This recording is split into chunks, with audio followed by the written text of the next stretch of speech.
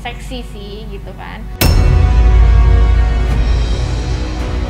Sebenarnya bukan teman sih pasien ya, karena kalau teman itu kan main bareng ini, kalau ini kan dia datang sebagai pasien saya gitu, sering banget kesini ya sebagai pasien.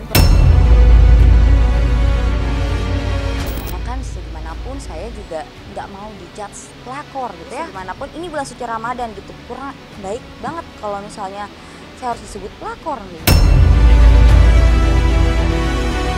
Ya mungkin resiko jadi perempuan yang menarik, seksi gitu kan ya.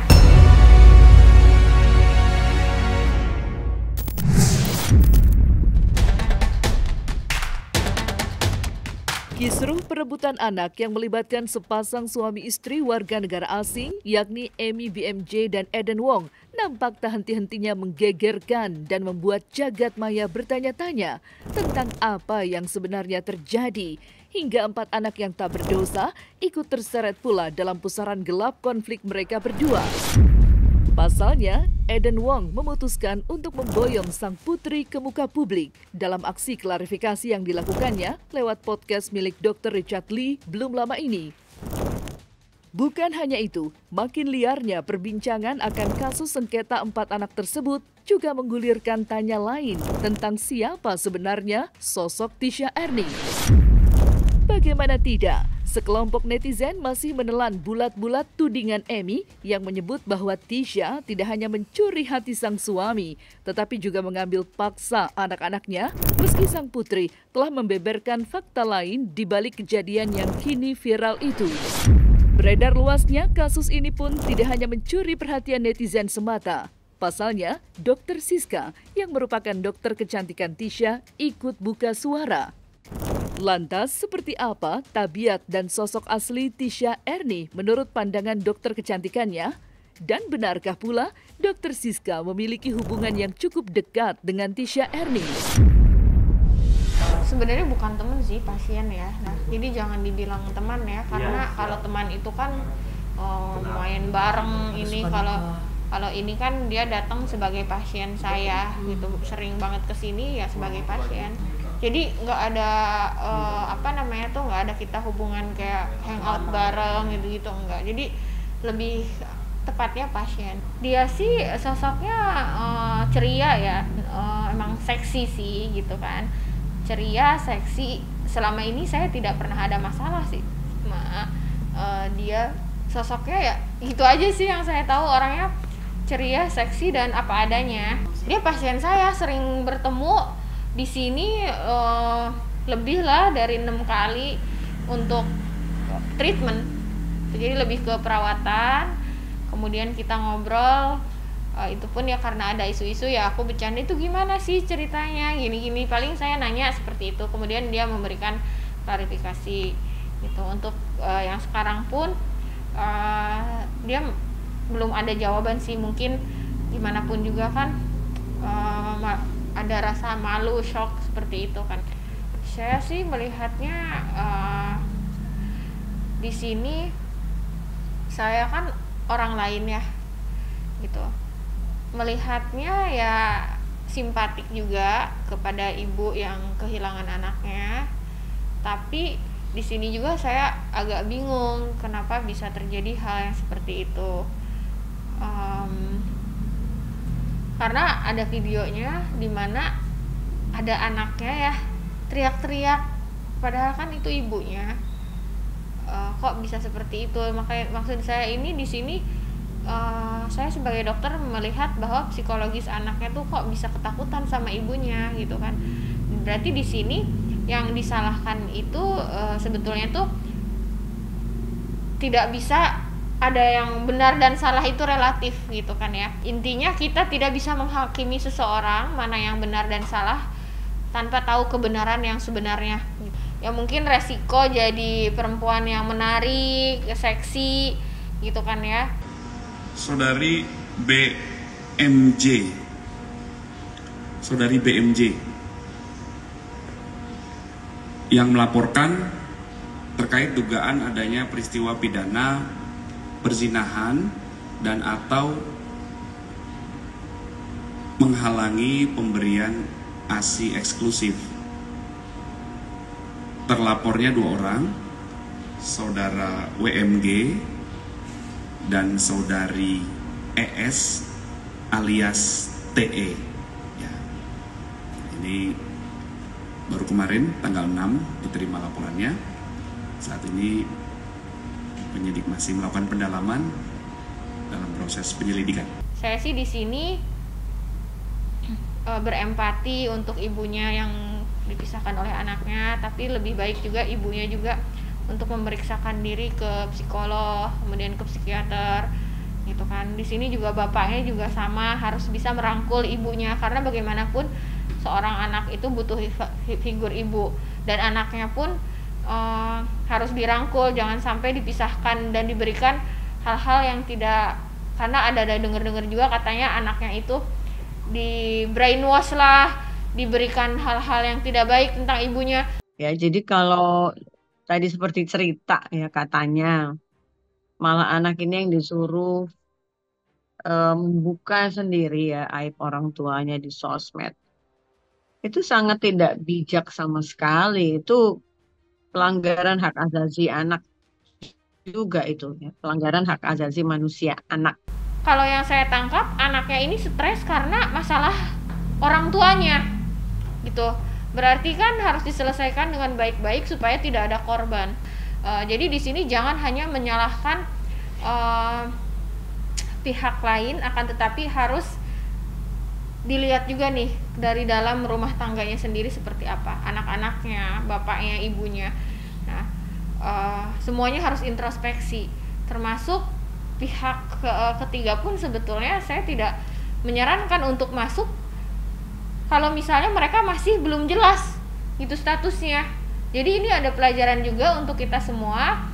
Kalau kita melihat itu rumah tangganya belum jelas statusnya, lebih baik jangan masuk ke lingkungan rumah tangga yang belum ada perceraian.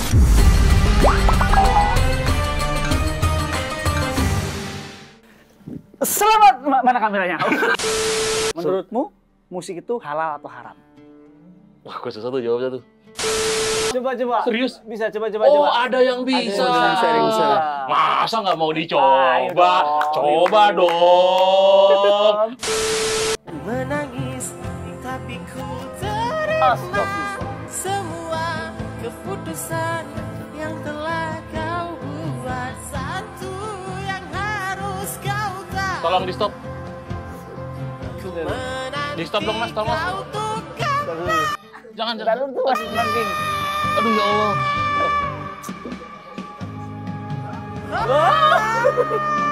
Mas, tolong Mas, stop Mas. Panas. Panas.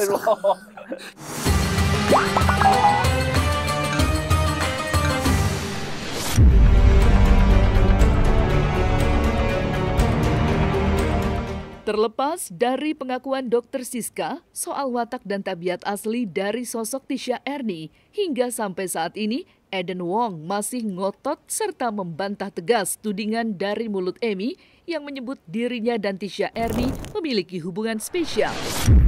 Hal itu seolah diperkuat oleh Eden kala dirinya menghadiri podcast Dr. Richard Lee, di mana kala itu Eden berulang kali berkelit bahwa hubungan mereka berdua hanya sebatas hubungan profesional. Mirisnya, meledaknya kasus tersebut sampai menodai perjalanan karir cemerlang Eden yang membawanya hingga ke bangku Vice President di salah satu perusahaan logistik ternama. Ya, Eden kini terpaksa mundur dari jabatannya. Mirisnya lagi, kini sebuah unggahan justru tersebar luas yang di dalamnya berisikan video di mana anak Eden menyebut Tisha dengan sebutan ibu baru. Mr. Wang, I want to ask you, is that true that Tisha Ernie is your mistress? It's not. It's not. Look, this is a woman that has taken care of me and my family very well for the next 2 years. For the last 2 years.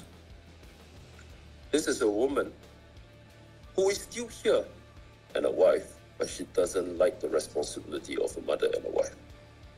So, but it's okay. It's a marriage. Sometimes you just need to make it work. So, In this marriage, I'm the father, but I'm also the mother. Oh yeah? Yep. Yes. I work hard. I bring food to the table. I don't expect her to do it. And when I have time outside of work, I take care of the kids. I plan their education. I plan their diet. I plan their vitamins. I cook for them myself. Nah, waktu di podcast sebenarnya kalau kalian nonton dengan baik, si suaminya membantah itu ya. Tapi aku sih ya masih tetap curiga ya kepada dia. Aku tetap curiga sih, bukan. Iya, nggak ada asap kalau nggak ada api kan katanya kan. Aku tetap curiga sih, dan aku juga tetap nggak puas di situ sih, karena kan ada beberapa hal yang mungkin aku tanyakan, nggak bisa aku tanyakan karena keterbatasan, dan juga ada permintaan kayak gitu untuk tidak ditanya terlalu dalam. Iya. Aku tanya itu, apakah Tisha Ernie ada di Malaysia? Dia bilang tidak. Aku tanya dengan anaknya, apakah Tisha Ernie ada di around you, ada di sekitar kamu? Dia bilang tidak ada di situ. Dan aku juga tanya apakah masih berhubungan ya as a business ya, as a business partner, itu kata Eden ya. Dr. Richard, let me tell you this. You saw what happened to her reputation in the last few weeks. It's all over the news, correct? Her reputation is lost.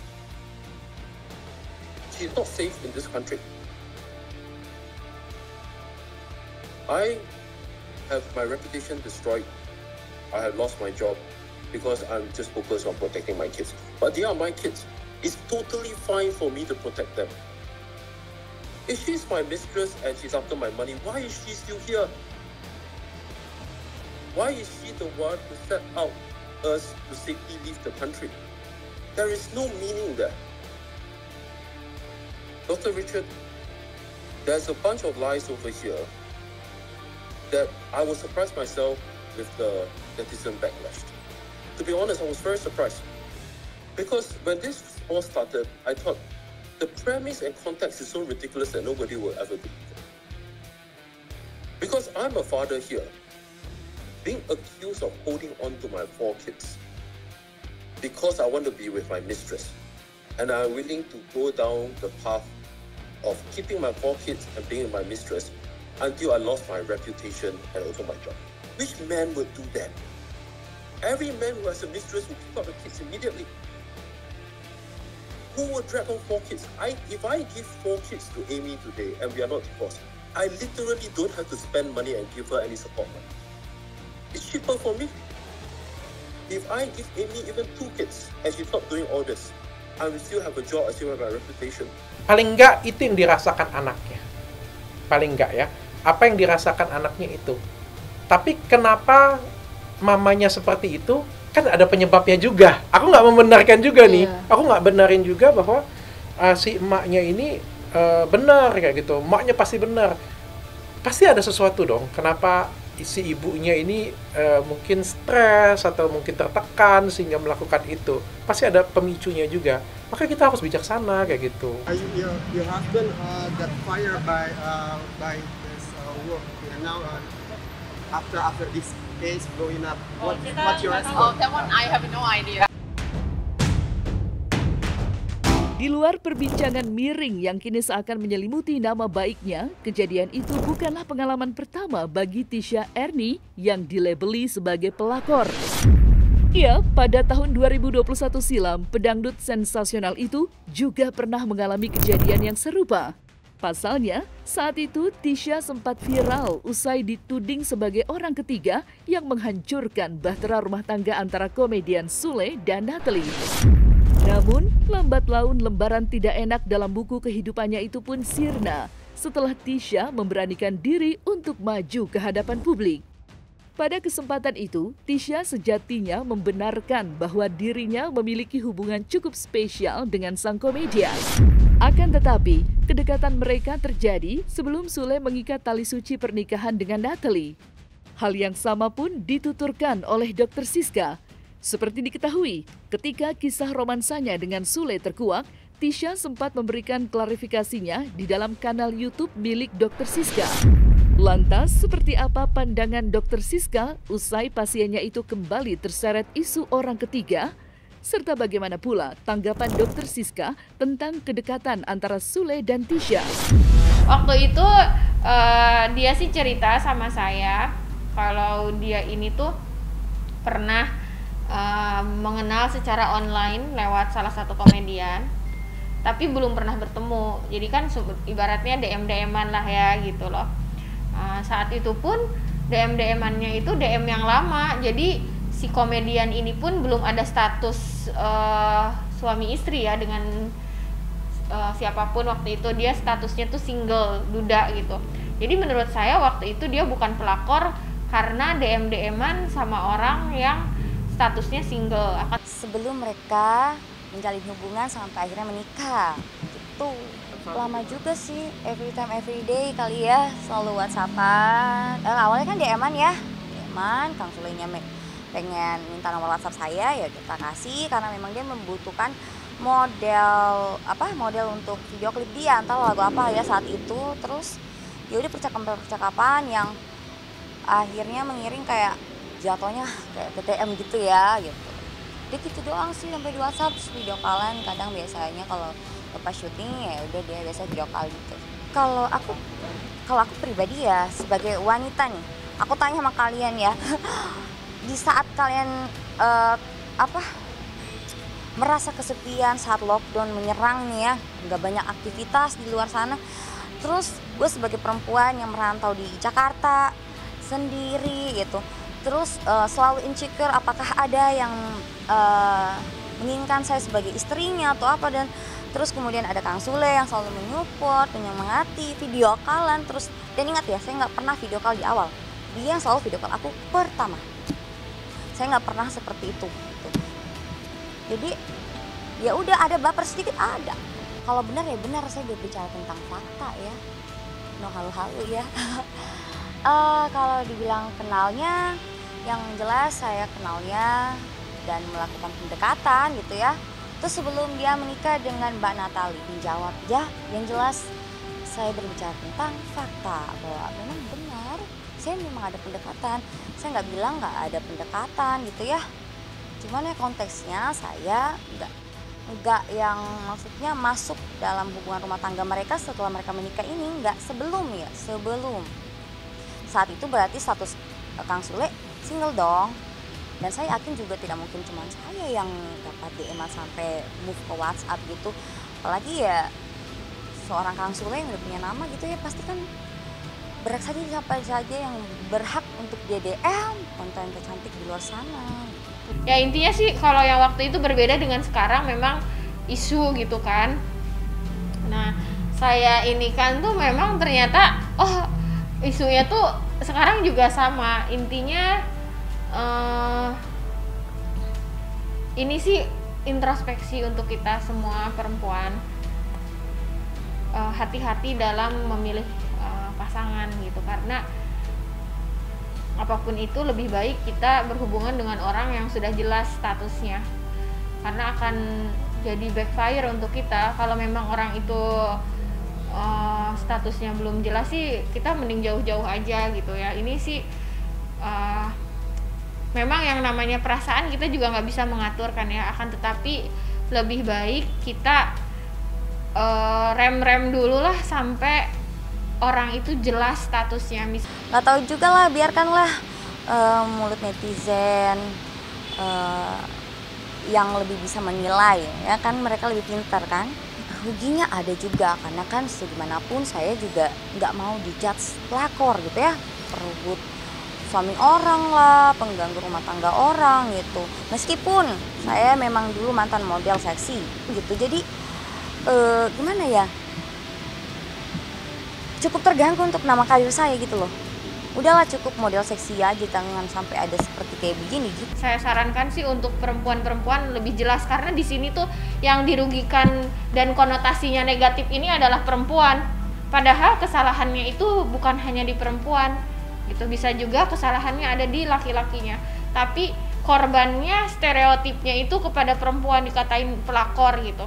Jadi kita sebagai perempuan tidak bisa menyalahkan netizen untuk memberikan stereotip, tapi kita bisa mencegah diri kita supaya tidak diberikan sebutan tersebut. Caranya bagaimana? Caranya ya kita harus membatasi diri, jangan sampai berhubungan dengan suami orang.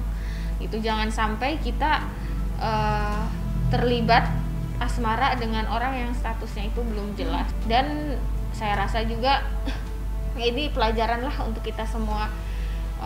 Padahal kan yang salah itu bukan hanya Ete, bisa juga kan semua di sini mereka bertiga tuh pasti ada porsi masing-masing, tapi kan kita tidak tahu.